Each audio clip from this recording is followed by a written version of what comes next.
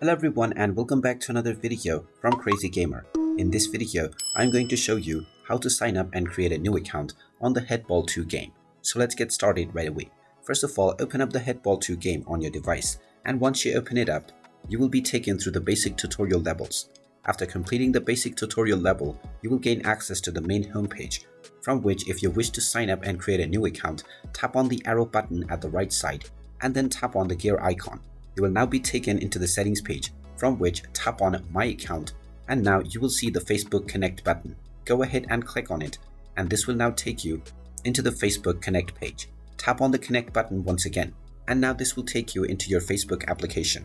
If you are already logged in, you will be asked to continue forward with your account permissions.